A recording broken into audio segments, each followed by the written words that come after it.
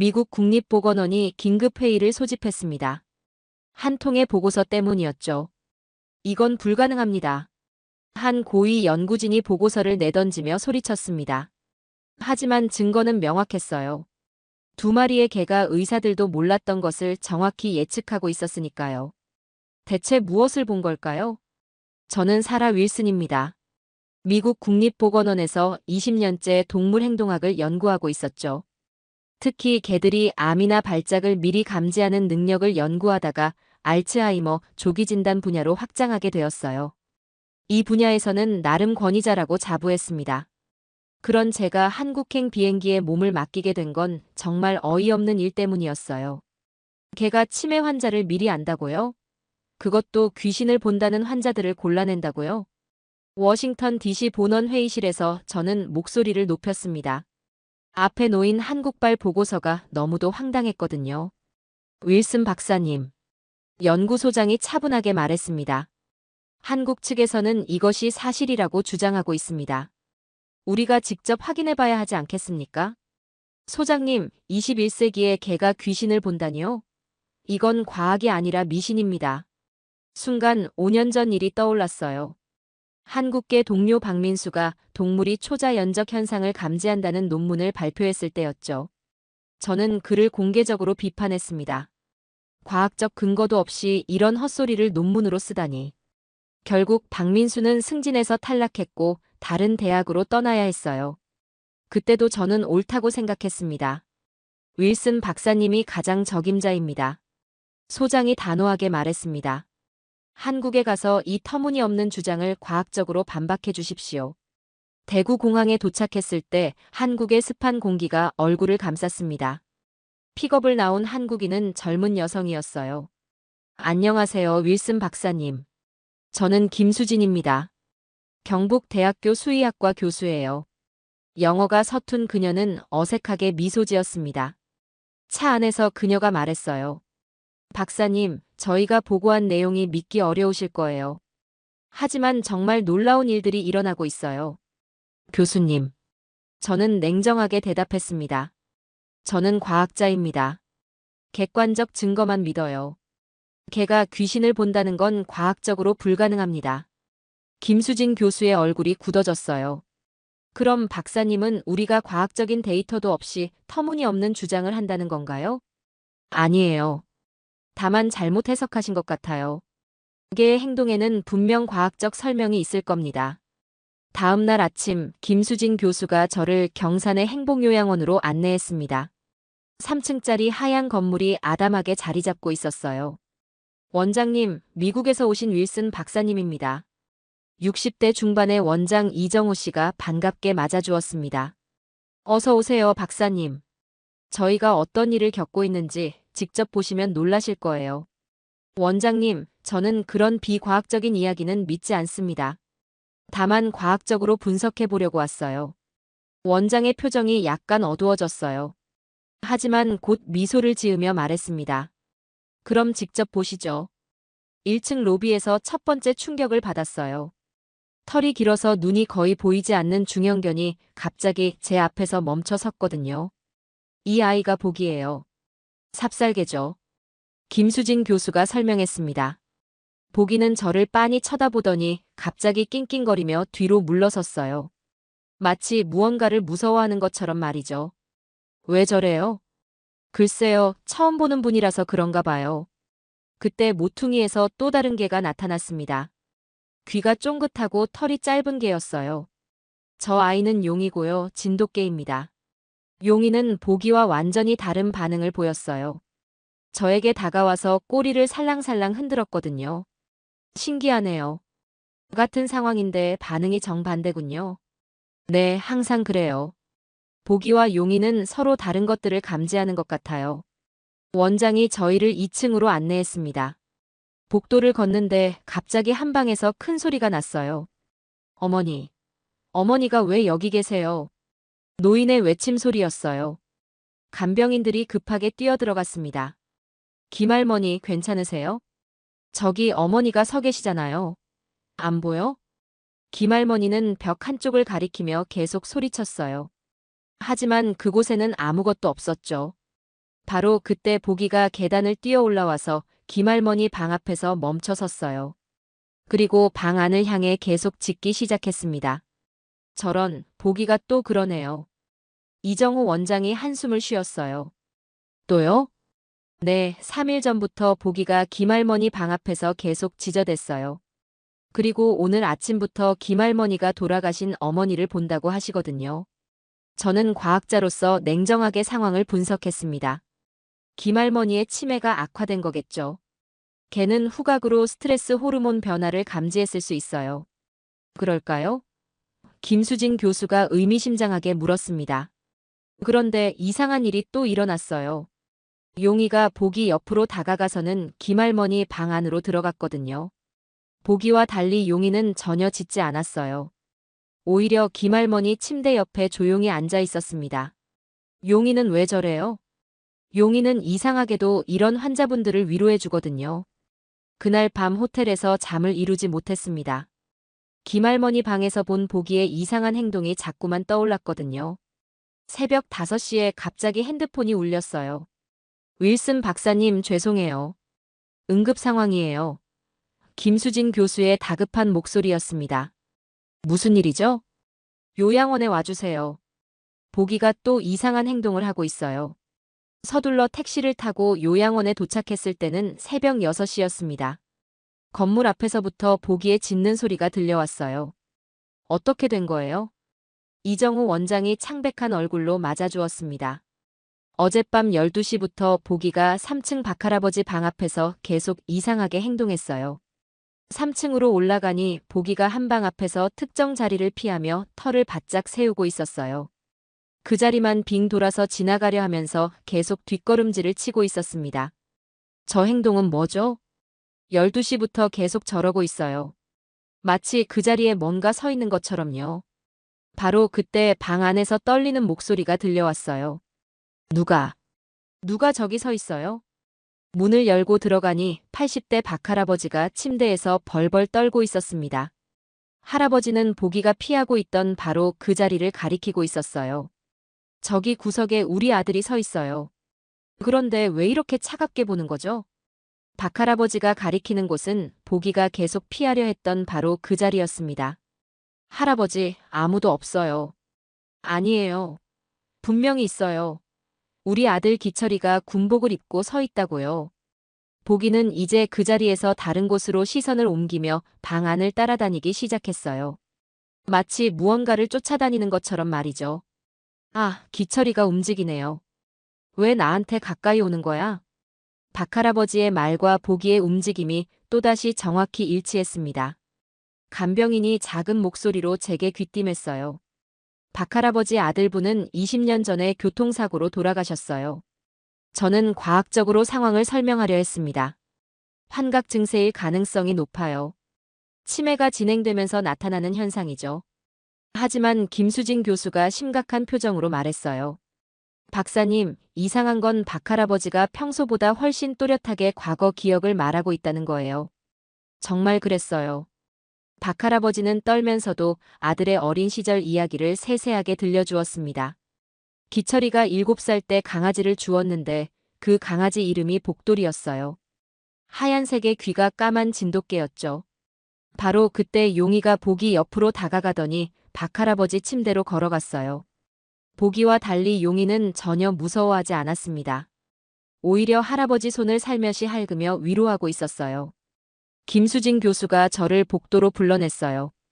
박사님, 보기가 이렇게 먼저 반응한 환자분들이 지금까지 7명이에요. 그래서요? 모두 같은 패턴이에요. 보기가 먼저 이상한 행동을 하고 그 다음에 환자분들이 돌아가신 가족을 본다고 해요. 새벽 하늘이 점점 밝아오고 있었지만 요양원 안은 여전히 무거운 침묵에 쌓여 있었어요.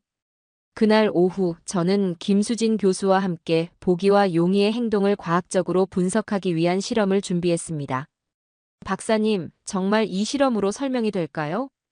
김수진 교수가 의구심을 드러냈어요. 당연하죠. 개의 후각은 인간보다 1만 배 이상 민감합니다. 치매 환자의 뇌 화학물질 변화를 감지하는 것일 뿐이에요. 저는 미국에서 가져온 휴대용 화학 분석기와 적외선 체온 측정기를 세팅했습니다. 보기의 행동에는 분명 과학적 근거가 있을 거라고 확신했어요. 그럼 보기가 왜 특정 환자들만 골라내는지 설명해 보세요. 간단해요. 임종이 가까운 환자들에게서 나오는 케톤이나 암모니아 냄새를 감지하는 거겠죠. 하지만 제 확신은 곧 산산조각이 났습니다. 오후 3시 보기가 갑자기 1층 로비에서 이상한 행동을 시작했어요. 아무것도 없는 복도 중앙을 빙빙 돌며 짖기 시작한 거죠. 또 시작이네요. 이정우 원장이 한숨을 쉬었습니다. 저는 급하게 화학 분석기를 들고 보기가 반응하는 지점을 측정했어요. 하지만 결과는 충격적이었습니다. 이상하네요. 특별한 화학물질이 감지되지 않아요. 보기가 저렇게 도는 곳이 바로 2층 이할머니 방 아래쪽이에요. 간병사가 작은 목소리로 말했어요. 바로 그때 2층에서 간병인의 다급한 목소리가 들려왔어요. 원장님, 이할머니가 갑자기 쓰러지셨어요. 모두 급하게 2층으로 뛰어 올라갔습니다. 87세 이할머니가 침대에서 의식을 잃고 있었어요. 혈압이 급격히 떨어지고 있어요. 간병사가 외쳤습니다. 간병인이 상황을 설명해 주었어요.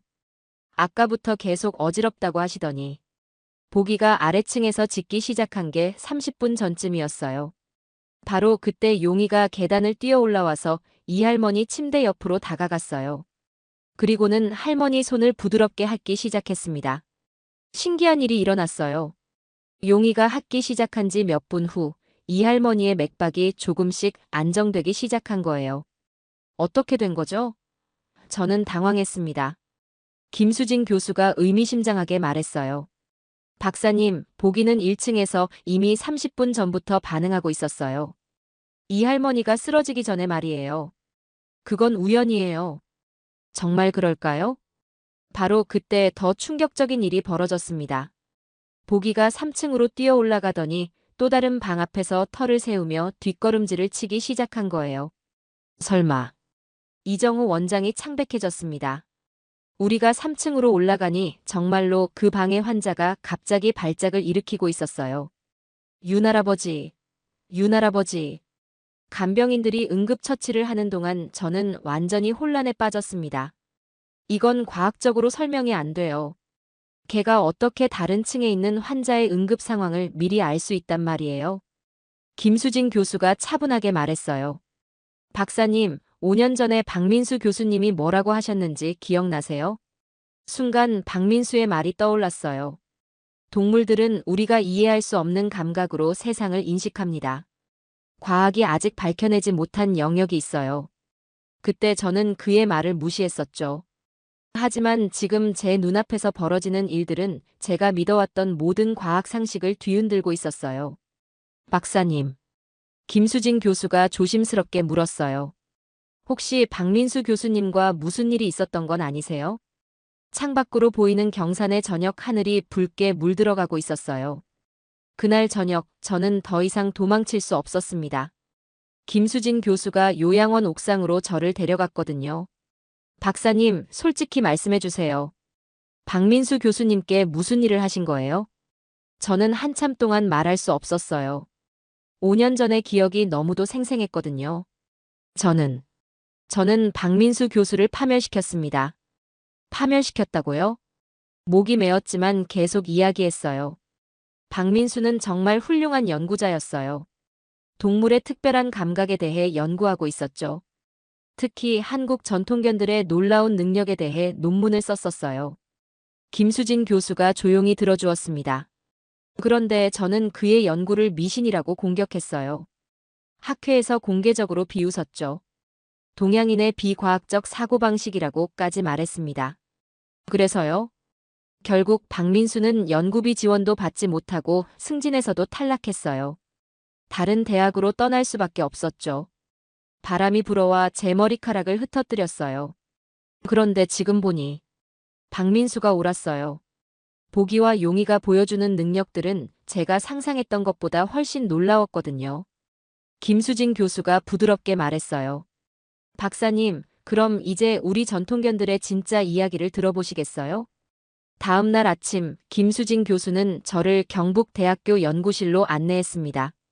박사님, 우리 조상들은 수백 년 전부터 이미 알고 있었어요. 연구실 벽에는 조선시대 그림들이 걸려 있었어요. 삽살개와 진돗개가 사람들과 함께 그려진 그림들이었죠. 삽살개는 예로부터 애군을 쫓는다고 여겨졌어요. 하지만 이건 단순한 미신이 아니었습니다. 김수진 교수가 컴퓨터를 켰어요. 화면에 놀라운 연구 데이터가 나타났습니다. 삽살개는 특별한 뇌파를 감지할 수 있어요. 임사 체험을 하는 사람들에게서 나오는 특수한 전자기장 변화를 인식하는 거죠. 정말인가요? 네, 우리가 3년간 연구한 결과예요. 삽살개의 뇌 구조를 분석해보니 일반 개들보다 전자기장 감지 능력이 10배 이상 발달되어 있었어요. 더 놀라운 사실이 있었습니다. 그리고 진돗개는 또 다른 특별함이 있어요. 스트레스 호르몬 변화를 6개월 전부터 감지할 수 있어요. 미국 최첨단 의료 장비보다 더 정확하게요. 화면에 진돗개의 후각 분석 데이터가 나타났어요. 진돗개의 후각 수용체는 일반 개보다 30% 더 발달되어 있어요. 특히 스트레스와 관련된 화학물질을 감지하는 부분이 특별히 진화했어요. 어떻게 이런 연구를? 우리 할아버지 세대부터 내려온 이야기들을 과학적으로 검증한 거예요. 서양 과학만이 진리라고 생각하지 않고 우리 조상들의 지혜를 현대 과학으로 증명한 거죠. 김수진 교수의 눈빛이 자랑스러워 보였어요.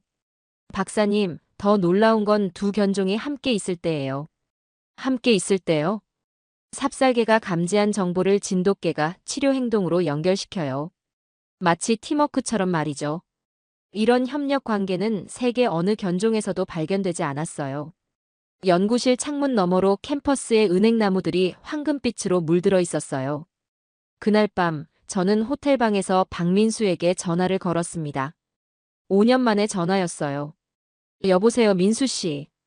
저 사라예요. 한참의 정적이 흘렀습니다. 사라. 정말 놀랍네요. 왜 갑자기 연락을? 민수 씨, 정말 죄송해요.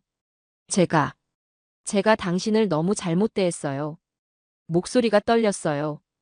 5년 동안 억눌러왔던 죄책감이 터져나왔거든요. 한국에 와서 직접 봤어요. 당신이 연구했던 그 모든 것들을 지금 목격하고 있어요. 사라. 저는 정말 어리석었어요. 제가 이해할 수 없다고 해서 당신의 연구를 미신이라고 부르다니. 박민수가 조용히 말했어요. 사라, 괜찮아요. 과학자라면 누구나 그럴 수 있어요. 아니에요. 저는 과학자이기 전에 편견에 가득 찬 사람이었어요. 동양인이라서 한국인이라서 당신의 연구를 무시했던 거예요. 다음 날 오후, 저는 다시 요양원을 찾았습니다. 하지만 이번에는 마음가짐이 완전히 달랐어요. 보기와 용의를 보는 제 시선도 달라졌습니다. 이제 그들이 얼마나 특별한 존재인지 알 수 있었거든요. 박사님, 오늘은 좀 다른 것 같아요. 이정호 원장이 미소를 지었어요. 네, 제가 너무 무지했었어요. 이 아이들의 능력을 제대로 보지 못했죠. 그때 보기가 저에게 다가왔어요. 처음 만났을 때와는 달리 경계하지 않고 꼬리를 살살 흔들었습니다. 보기가 박사님을 좋아하네요. 그런가요? 용이도 제 곁으로 와서 머리를 제 손에 부드럽게 비볐어요. 김수진 교수가 놀라워했어요. 정말 신기해요. 처음에는 보기가 박사님을 무서워했는데, 그때는 제가 적대적인 마음을 가지고 있었거든요. 아마 그런 감정을 느꼈나 봐요. 오후 3시, 보기가 또다시 이상한 행동을 시작했어요. 하지만 이번에는 저도 차분히 관찰했습니다.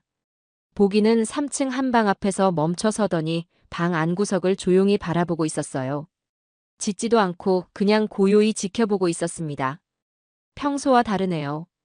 김수진 교수가 중얼거렸어요. 우리가 그 방에 들어가니 90세 최할머니가 침대에 누워 계셨어요. 할머니, 안녕하세요. 최할머니가 희미하게 눈을 뜨시더니 말씀하셨어요. 우리 딸이 왔구나. 엄마 보러 왔니? 최할머니는 아무도 없는 곳을 바라보며 환하게 웃고 계셨어요. 엄마, 그동안 잘 지냈어? 걱정 많이 했는데. 간병인이 작게 귀띔해 주었어요. 최할머니 따님은 10년 전에 암으로 돌아가셨어요. 하지만 이번에는 달랐어요. 최할머니의 표정이 너무도 평화로웠거든요. 두려워하거나 놀라는 기색이 전혀 없었어요. 용이가 조용히 최할머니 곁으로 다가가서 침대 옆에 앉았어요. 어머, 이 강아지가 우리 순이 닮았네. 순이도 이렇게 착했는데. 최할머니가 용이의 머리를 쓰다듬으시는 동안 보기는 여전히 방 구석을 조용히 바라보고 있었어요. 그 순간 저는 깨달았어요. 보기가 감지하는 건 무서운 게 아니었어요. 사랑하는 사람과의 마지막 만남이었던 거예요. 김수진 교수가 제 어깨에 손을 올렸어요. 박사님, 이제 아시겠죠? 이 아이들은 단순히 죽음을 예고하는 게 아니에요. 네. 사랑하는 사람들과의 작별을 도와주는 거군요. 창밖으로 따뜻한 오후 햇살이 스며들어 방 안을 환하게 비추고 있었어요. 일주일 후, 저는 완전히 다른 사람이 되어 있었습니다. 매일 요양원에 나가서 보기와 용이를 관찰했어요.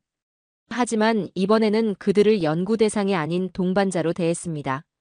박사님이 정말 많이 변하셨어요. 김수진 교수가 말했어요. 저도 느껴요. 이상하게 마음이 편해졌어요. 그날 오전 보기가 또다시 특별한 행동을 보였어요. 하지만 이번에는 제가 먼저 알아차릴 수 있었습니다. 보기가 2층 203호를 바라보고 있어요. 김수진 교수가 놀라워했어요. 어떻게 아셨어요? 보기의 눈빛이 달라요.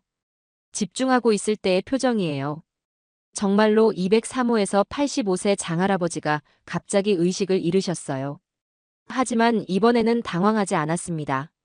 저는 침착하게 용이를 장할아버지 곁으로 안내했어요. 용아, 할아버지를 도와줘.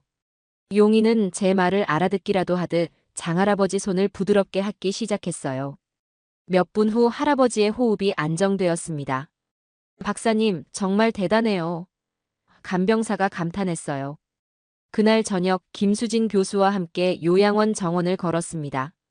김 교수님, 하나 궁금한 게 있어요. 뭐가 궁금하세요? 모든 삽살개와 진돗개가 보기와 용이처럼 특별한 능력을 가진 건가요? 김수진 교수가 고개를 끄덕였어요. 좋은 질문이에요. 사실 그건 아직 명확하지 않아요. 어떤 뜻이에요? 보기와 용이가 특별한 개체일 가능성도 있어요. 견종 내에서도 개체 차이가 클 수 있거든요. 저는 과학자로서 더 자세히 알고 싶었어요. 그럼 일반적인 삽살개나 진돗개들은 어떤가요? 글쎄요, 아직 대규모 연구가 이루어지지 않아서요. 어떤 삽살개는 전혀 이런 반응을 보이지 않기도 해요. 진돗개도 마찬가지인가요? 네, 용이처럼 치유 행동을 보이는 진돗개는 많지 않아요. 특별한 훈련이나 환경 또는 유전적 소질이 필요할 수도 있고요. 이제 이해가 되었어요. 그럼 보기와 용이는 정말 특별한 케이스군요. 맞아요. 하지만 이것이 견종의 잠재적 능력인지 아니면 개체의 특별함인지는 더 연구해봐야 해요. 정원의 핀 국화꽃들이 저녁바람에 살랑이고 있었어요. 만약 견종 전체의 특성이라면 의료계에 혁신을 가져올 수 있겠지만 개체별 차이라면 그 원인을 찾아내는 것도 중요하겠네요. 그래서 더 많은 연구가 필요한 거죠. 박사님 같은 분이 함께 해주신다면 정말 의미 있는 연구가 될 것 같아요. 다음 날, 저는 미국 본원의 중간 보고서를 작성했습니다. 한국 전통견 중 일부 개체에서 특별한 능력이 확인되었으며 이것이 견종의 일반적 특성인지 개체별 특성인지에 대한 대규모 연구가 필요합니다. 연구소장에게서 곧바로 전화가 왔어요. 윌슨 박사, 결국 몇 마리 개의 특별한 경우라는 얘기 아닙니까? 소장님, 그렇기 때문에 더 체계적인 연구가 필요한 거예요. 만약 이런 능력을 가진 개체들을 선별해서 훈련할 수 있다면. 흥미롭군요. 견종별로 몇 퍼센트의 개체가 이런 능력을 보이는지, 어떤 조건에서 발현되는지 밝혀낸다면 의료 분야에 큰 도움이 될 거예요. 그날 밤 보기와 용이가 제 무릎에 머리를 기대고 잠들었어요. 이 아이들이 모든 삽살개와 진돗개를 대표하는 건 아니지만 그래도 소중한 발견의 시작이었어요. 창밖으로 보이는 한국의 밤하늘에는 별들이 반짝이고 있었어요. 새로운 연구의 가능성이 무한히 펼쳐진 것 같았습니다. 6개월 후, 저는 워싱턴 DC의 국제동물의학 학회 무대에 서 있었습니다. 강당에는 세계 각국의 연구자들이 모여 있었어요. 제 발표 제목은 한국 전통견의 특별한 감각 능력에 대한 연구였습니다. 존경하는 학자 여러분, 6개월 전 저는 한국의 한 요양원에서 놀라운 경험을 했습니다. 청중들이 집중하기 시작했어요. 처음에는 과학적 근거가 없는 미신이라고 생각했습니다. 하지만 직접 목격한 것은 제 모든 선입견을 바꿔놓았어요. 스크린에 보기와 용이의 사진이 나타났습니다.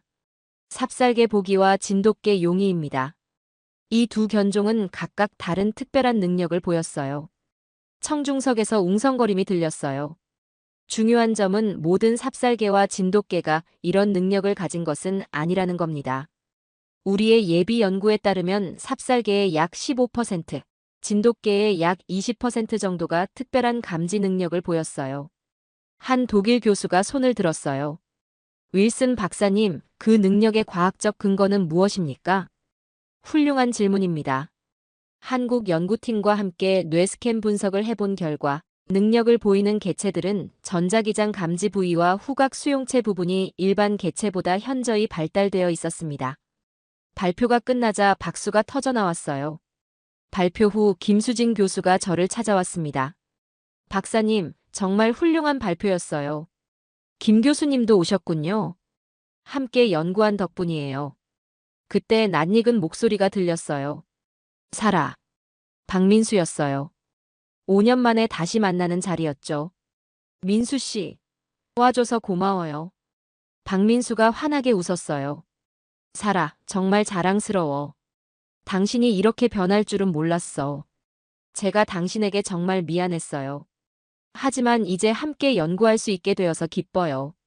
그날 저녁 학회 만찬장에서 여러 나라 연구자들이 저에게 다가왔어요.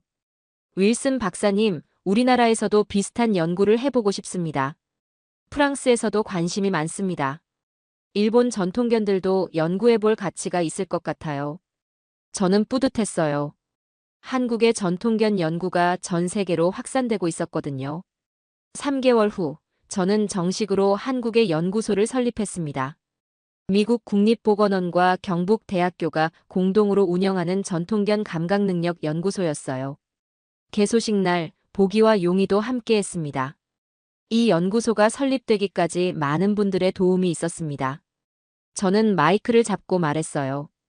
특히 처음에 저를 믿고 연구를 도와주신 김수진 교수님, 그리고 5년 전 제가 상처를 드렸지만 용서해 주신 박민수 교수님께 감사드립니다. 박수가 터져나왔어요. 저는 이곳에서 깨달았습니다. 과학에는 동서양이 따로 없다는 것을. 서로 다른 문화의 지혜를 존중하고 협력할 때 더 큰 발견이 가능하다는 것을요. 개소식이 끝난 후 저는 요양원을 다시 찾았습니다. 보기와 용이는 여전히 그곳에서 환자들을 돌보고 있었어요. 박사님, 이제 정말 한국 사람 다 되셨네요. 이정우 원장이 웃으며 말했어요. 원장님 덕분에 제 인생이 바뀌었어요. 보기가 제게 다가와서 꼬리를 흔들었어요. 용이도 제 손을 부드럽게 핥았습니다. 6개월 전 저는 이 두 아이를 무시했었죠. 하지만 이제는 제 인생에서 가장 소중한 선생님들이었어요. 창밖으로 보이는 경산의 저녁 노을이 온 세상을 따뜻하게 물들이고 있었습니다. 저는 이제 알았어요. 진정한 과학자란 새로운 것을 배우기를 두려워하지 않는 사람이라는 것을.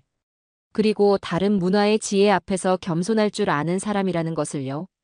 한국이 우리 기술 없이 그런 걸 만들었을 리 없습니다. 세계 최대 가스터빈 제조사 GTEC 본사가 발칵 뒤집혔습니다. 단 하나의 보고서 때문이었죠. 한국에서 날아온 충격적인 소식이 모든 임원진을 긴급 소집시켰습니다. GTEC 최고 엔지니어는 단호하게 선언했어요. 기술 유출을 조사하라고 명령하겠습니다. 하지만 한국에 파견된 그 엔지니어가 발견한 진실은 모두의 예상을 완전히 뒤집는 충격적인 것이었습니다. 대체 그는 한국에서 무엇을 보고 돌아왔을까요? 저는 엘리자베스 윌슨입니다. 미국 GTEC에서 18년간 가스터빈 설계를 담당해온 수석 엔지니어죠. 미국 동부공대를 졸업하고 세계 최고의 터빈 기술을 자부해왔습니다. 그날 아침 급작스럽게 소집된 긴급회의에서 충격적인 소식을 들었어요. 한국의 코리아 터빈이 우리 GTEC도 개발하지 못한 400메가와트급 초대형 가스터빈을 독자 개발했다는 겁니다. 저는 즉시 고개를 저었죠. 말도 안 됩니다. 한국이 우리 기술 없이 그런 터빈을 만들 수 있을 리 없어요. 사실 저에게는 뼈아픈 경험이 있었습니다. 8년 전 대한중공업과의 합작 프로젝트에서 큰 마찰을 겪었거든요. 당시 한국 측은 검증된 GTEC 방식을 따르지 않고 자신들만의 고집을 부렸습니다. 결국 프로젝트는 심각하게 지연되었고 저는 한국 기술진들에 대한 불신을 갖게 되었어요. 한국은 기술적 고집만 부리는 나라입니다. 검증되지 않은 방식으로 위험한 실험을 하려고만 하죠. 회의실의 다른 엔지니어들도 저와 같은 생각이었습니다. 분명 어디선가 기술을 유출받았거나 아니면 과장된 발표일 거라고 말이죠. 하지만 본사 임원진은 달랐어요. 이 문제를 정확히 파악하라는 지시가 떨어졌습니다. 윌슨, 당신이 직접 한국에 가서 확인해 보시오. 우리 기술이 유출되었는지 아니면 정말로 그들이 독자 개발했는지 말입니다. 저는 내심 답답했습니다. 뻔한 결과를 확인하러 한국까지 가야 한다니요. 하지만 명령은 명령이었죠. 며칠 후 저는 한국 부산으로 향하는 비행기에 몸을 맡겼습니다. 태평양 위의 구름들을 내려다보며 저는 확신했어요. 곧 한국의 허위 주장을 폭로하게 될 거라고 말입니다. 부산의 코리아터빈 본사에 도착했을 때 저는 이미 마음속으로 결론을 내린 상태였습니다. 한국 기술진들의 설명을 듣고 기술 유출 증거를 찾아내겠다고 다짐했죠. 안녕하세요, 박성호입니다. 저희 터빈 개발팀을 이끌고 있습니다. 저를 맞이한 박성호 수석 엔지니어는 생각보다 젊어 보였어요. 40대 초반 정도로 보이는 그의 자신감 넘치는 표정이 오히려 저를 불쾌하게 만들었습니다. 윌슨 박사님께서 오신다고 해서 기대하고 있었습니다. 저희 기술을 직접 보여드릴 수 있어서 영광이에요. 그 전에 몇 가지 질문이 있습니다. 400메가와트급 터빈 개발에 필요한 핵심 기술들을 어떻게 확보하셨나요? 박성호의 표정이 약간 굳어졌습니다. 제 질문의 의도를 눈치챈 것 같았어요. 혹시 기술 유출을 의심하고 계신 건가요? 저희는 15년간 독자 연구를 통해 이 기술을 개발했습니다. 15년이라고요? 그럼 2009년부터 시작하셨다는 말씀이군요. 하지만 그 당시 한국의 터빈 기술 수준을 감안하면 저는 말을 끝내지 못했어요. 박성호의 눈빛이 차갑게 변했거든요. 윌슨 박사님, 저희를 무시하고 계신 거죠? 한국이 독자적인 기술 개발 능력이 없다고 생각하시는 건가요? 회의실의 분위기가 급격히 차가워졌습니다. 다른 한국 엔지니어들도 저를 불편한 시선으로 바라보고 있었어요. 하지만 저는 물러설 수 없었습니다. 감정적으로 받아들이지 마세요. 저는 단지 기술적 관점에서 질문하는 겁니다. GTEC의 핵심 특허들과 유사한 부분이 있는지 확인해야 하거든요. 그렇다면 직접 보시죠. 저희 연구소와 생산 라인을 둘러보시면 모든 의문이 해결될 겁니다. 박성호의 제안에 저는 속으로 웃었습니다. 아마도 겉으로 보기에만 그럴듯하게 꾸며놓았겠죠. 하지만 제 눈은 속일 수 없을 겁니다. 창밖으로 보이는 부산공단의 풍경이 어수선해 보였어요. 과연 이런 곳에서 세계적인 기술이 나올 수 있을까 싶었습니다. 이틀째 되는 날, 저는 본격적으로 코리아터빈의 기술 자료 검토를 요구했습니다. 더 이상 시간을 낭비할 수 없었거든요. 박 팀장님, 핵심 설계 도면과 기술 명세서를 보여주셔야겠습니다. 특히 터빈 블레이드 냉각 시스템과 연소기 설계 부분 말이에요. 죄송하지만 그건 기업 기밀입니다. 함부로 공개할 수 없어요. 기업 기밀이라고요? 혹시 공개하기 곤란한 이유가 있는 건 아닌가요? 저는 확신에 찬 목소리로 말했습니다. 분명 숨기고 있는 게 있을 거라고 생각했거든요. 윌슨 박사님, 지금 저희를 의심하고 계신 거죠? 기술 도용 혐의를 씌우려는 건가요? 박성호의 목소리에 분노가 섞여 있었어요. 하지만 저는 개의치 않았습니다. 의심이 아니라 확인입니다. GTEC의 핵심 기술들이 무단으로 사용되었을 가능성을 배제할 수 없어요. 특히 고온 내구성 소재나 블레이드 설계 같은 부분은 우리가 수십 년간 연구해온 영역이거든요. 회의실이 얼어붙었습니다. 한국 엔지니어들의 표정이 일그러졌어요. 그렇게 확신하신다면 법적 조치를 취하시죠. 하지만 저희는 당당합니다. 박성호가 단호하게 말했습니다. 혹시 모르니까 미리 말씀드리는데 특허 침해가 확인되면 국제소송도 불사하겠습니다. 그 순간 회의실 문이 열리며 코리아터빈 임원이 들어왔어요. 무슨 일입니까? 여기서 왜 이런 험악한 이야기가 나오는 거죠? 윌슨 박사님께서 저희를 기술 도용 혐의로 의심하고 계십니다. 임원의 얼굴이 딱딱해졌어요. 박사님, 그 정도로 확신하신다면 저희 실제 터빈을 직접 보시는 게 어떨까요? 말로만 하지 말고 눈으로 확인해 보시죠. 저는 머뭇거렸습니다. 실제 터빈을 본다고 해서 설계의 핵심을 알 수 있을까요? 하지만 거절할 이유도 없었어요. 좋습니다. 하지만 제대로 된 검증을 위해서는 상세한 기술 자료가 필요할 겁니다. 밖에서 들리는 공장 소음이 유난히 거슬렸습니다. 마치 제 확신을 조롱하는 것 같았어요.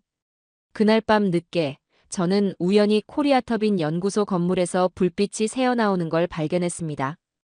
호기심에 이끌려 가까이 다가가 봤어요. 창문 틈으로 들여다본 연구소 내부는 상상을 초월했습니다. 수십 명의 엔지니어들이 밤늦게까지 터빈 부품들을 분석하고 있었어요. 하지만 놀라운 건 그게 아니었습니다. 제 눈앞에 펼쳐진 건 완전히 새로운 설계 방식이었어요. 기존 GTEC 터빈과는 전혀 다른 접근법이었습니다.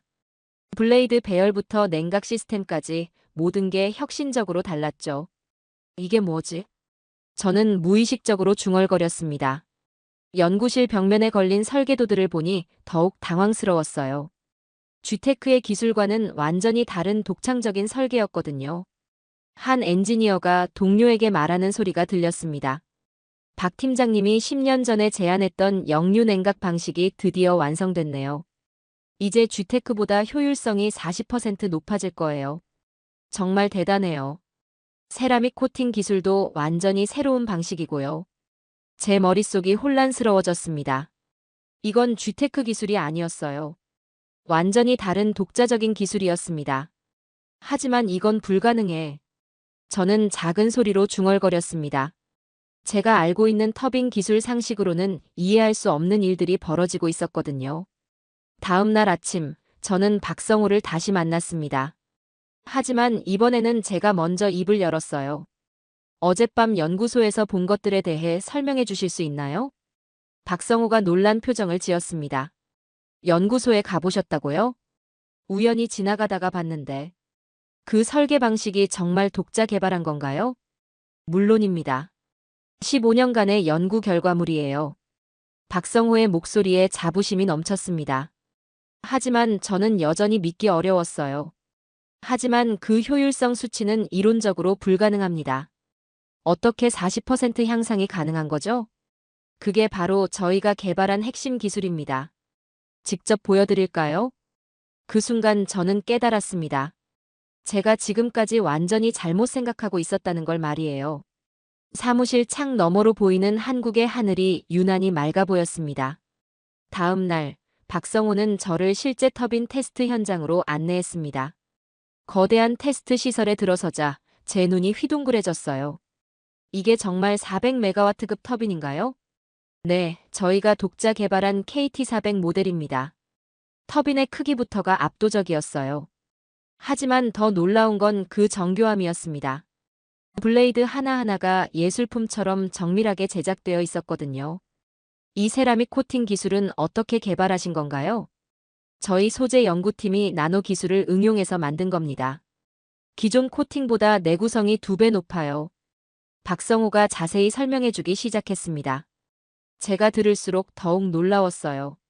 이건 단순한 기술 개발이 아니라 혁신이었습니다. 블레이드 냉각 시스템도 완전히 새로운 방식이네요. 네, 역류 냉각 방식을 적용했습니다. 기존 방식보다 냉각 효율이 50% 높아졌어요. 실제 테스트 결과를 보여주는 모니터 화면이 제 상식을 완전히 뒤집었습니다. 효율성 지수가 GTEC 최신 터빈보다 확실히 높았어요. 이 수치가 정확한 건가요? 물론입니다. 독립적인 검증기관에서도 확인했어요. 저는 말문이 막혔습니다. 지금까지 제가 세계 최고라고 자부했던 GTEC 기술이 한국 기술에 뒤처지고 있었거든요. 연소기 설계는 어떻습니까? 완전 새로운 방식의 다단 연소 시스템입니다. 질소산화물 배출량도 기존 대비 60% 줄였어요. 박성호가 보여준 기술 자료들은 하나같이 혁신적이었어요. 단순히 기존 기술을 개선한 게 아니라 완전히 새로운 접근법으로 문제를 해결한 겁니다. 도대체 어떻게 이런 기술을 개발할 수 있었나요? 15년간 밤낮 없이 연구했습니다. 수백 번의 실패를 거듭하면서 말이에요. 박성호의 눈에 깊은 자부심이 서려 있었습니다. 우리 팀원들은 포기라는 걸 모릅니다. 불가능해 보이는 일도 끝까지 도전하죠. 저는 충격에 빠졌습니다. 제가 알고 있던 한국과 완전히 달랐거든요. 이들은 단순히 기술을 모방하는 게 아니라 새로운 길을 개척하고 있었습니다. 이 모든 게 정말 독자 개발인 건가요? 당연합니다. 저희가 얼마나 많은 특허를 보유하고 있는지 보여드릴까요? 테스트 현장의 웅장한 소음이 제 가슴을 두드렸습니다. 마치 한국 기술력의 힘찬 고동소리 같았어요. 윌슨 박사님, 제 연구실을 보여드리겠습니다. 박성호가 저를 자신의 개인 연구실로 안내했어요. 문을 열자 벽면 가득히 연구 자료들이 붙어 있었습니다. 이게 뭔가요? 지난 15년간의 연구 일지입니다. 하루도 빠짐없이 기록한 거예요. 저는 그 방대한 자료들을 보며 입이 딱 벌어졌습니다. 수천 장의 설계도, 실험 결과, 실패 분석 보고서들이 가득했거든요. 2009년부터 시작하셨다고 하셨죠? 네, 당시에는 정말 무모한 도전이었어요. 주변에서 모두 불가능하다고 했거든요. 박성호가 초기 연구 자료를 보여주기 시작했습니다. 조잡해 보이는 초기 설계도에서부터 점점 정교해지는 과정이 한눈에 들어왔어요. 이 모든 걸 혼자 하신 건가요? 처음에는 저 혼자였어요. 하지만 점점 동료들이 합류했습니다. 다들 불가능한 꿈이라고 했지만 포기할 수 없었거든요. 벽면에 붙은 사진들을 보니 더욱 놀라웠습니다.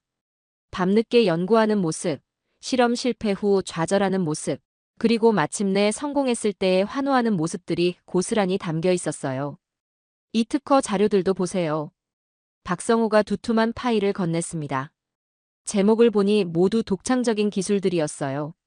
그것도 수백 개나 되었습니다. 이 모든 특허가 독자 개발인 건가요? 물론입니다. 하나하나 우리 손으로 만든 기술들이에요. 저는 그 특허 자료들을 하나씩 살펴봤습니다.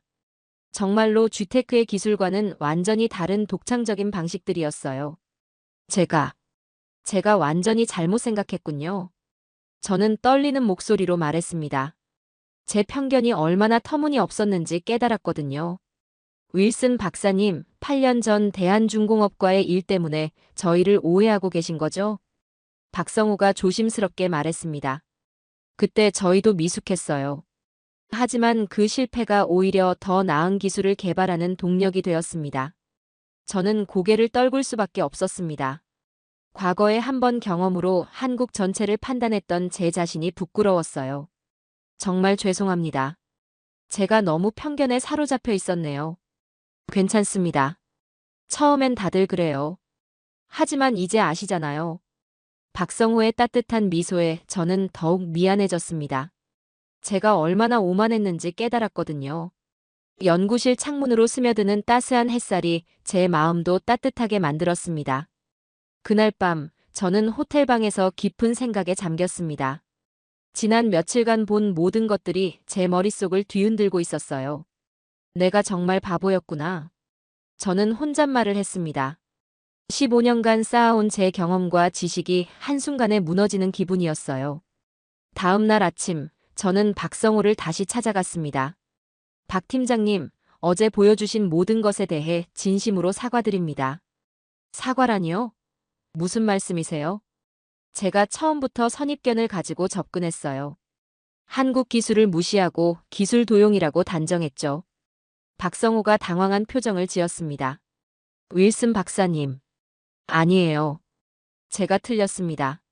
한국은 저희가 상상하는 것보다 훨씬 뛰어난 기술력을 가지고 있었어요. 저는 진심을 담아 말했습니다.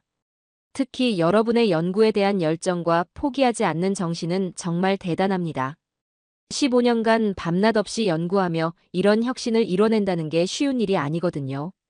고맙습니다. 하지만 저희도 많이 배웠어요. 쥐테크 같은 선진 기업들의 기술을 연구하면서 말이죠. 박성호의 겸손한 태도에 저는 더욱 감동받았습니다. 제가 본사에 돌아가면 이 모든 걸 정확히 보고하겠습니다. 한국이 독자적으로 개발한 놀라운 기술이라고 말이에요. 정말 감사합니다. 아니에요. 오히려 제가 감사해야 할 사람입니다. 제 편견을 깨뜨려 주셔서요. 그날 오후 저는 코리아터빈 임원진들과 마지막 미팅을 가졌어요. 이번 방문을 통해 많은 걸 배웠습니다.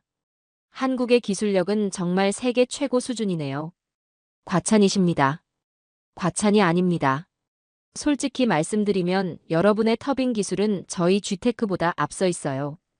회의실이 조용해졌습니다. 모두들 제 말을 믿지 못하는 듯 했어요. 제가 GTEC에 돌아가서 이 사실을 정확히 전달하겠습니다. 더 이상 경쟁자가 아니라 파트너로 바라봐야 한다고 말이에요. 공항으로 향하는 차 안에서 바라본 부산의 모습이 처음과는 완전히 달라 보였습니다. 이제는 혁신과 열정이 넘치는 도시로 느껴졌어요.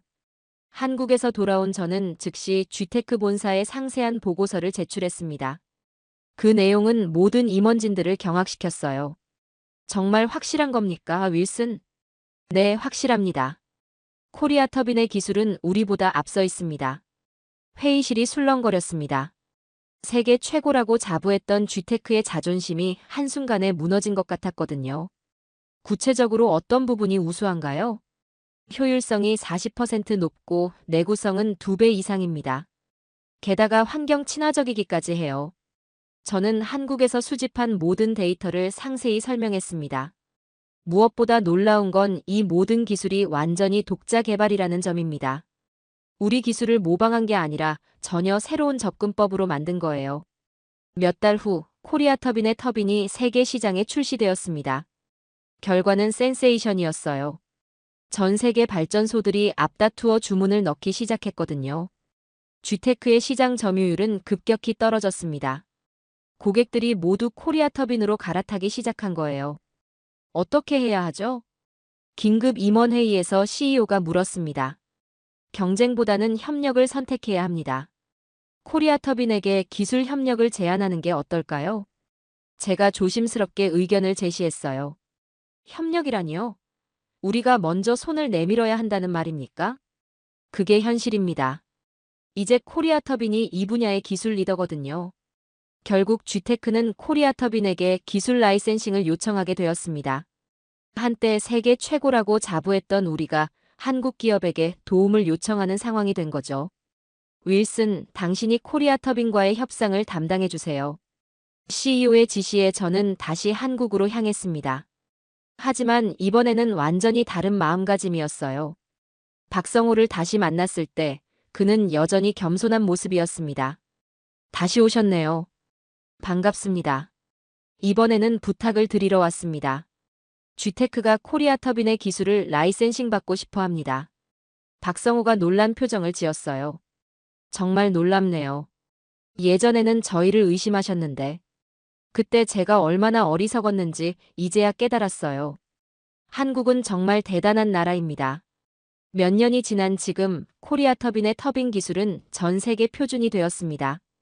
그리고 저는 한국의 진정한 실력을 누구보다 잘 알고 있는 사람이 되었죠. 한국은 단순히 기술을 개발한 게 아닙니다. 불가능해 보이는 일도 포기하지 않고 끝까지 도전하는 정신으로 새로운 길을 만들어냈어요. 지금도 저는 동료들에게 자주 이야기합니다. 한국을 절대 과소평가하지 말라고 말이에요. 그들은 우리가 상상할 수 없는 방식으로 혁신을 만들어내는 진정한 기술 강국이라고요. 그 작은 나라가 세계 최고의 기업들을 놀라게 만든 것처럼 앞으로도 계속해서 우리의 상상을 뛰어넘는 일들을 해낼 거라고 확신합니다. 지금 제 책상 위에는 박성호가 선물로 준 작은 터빈 블레이드 모형이 놓여 있어요. 그것을 볼 때마다 저는 깨닫습니다. 진정한 혁신은 기존의 틀을 깨는 용기에서 나온다는 걸 말이에요. 한국이 보여준 것은 단순한 기술력이 아니었습니다. 꿈을 현실로 만드는 끈기와 열정, 그리고 불가능이라는 벽 앞에서도 굴복하지 않는 정신이었어요. 그날 이후 저는 완전히 달라졌습니다. 어떤 나라든 어떤 기업이든 겸손한 마음으로 대하게 되었죠. 왜냐하면 혁신은 예상치 못한 곳에서 나타날 수 있다는 걸 배웠거든요. 한국, 정말 놀라운 나라입니다. 그들의 이야기는 아직 끝나지 않았어요. 오늘도 어디선가 새로운 꿈을 꾸고 있을 테니까요.